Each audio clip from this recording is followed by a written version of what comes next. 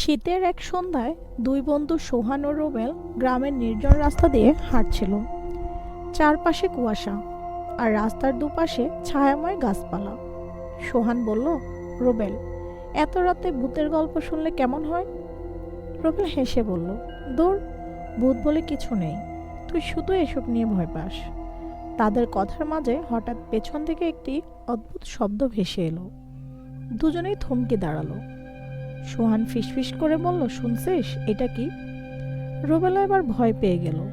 তারা পিছনে তাকালো, কিন্তু কিছুই দেখা গেল না।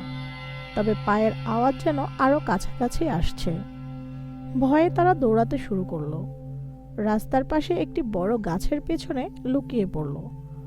হঠাৎ বিদ্যুৎ চমক দিল, আর তারা দেখলো একটি বড় কুকুর তাদের দিকে তাকিয়ে আছে।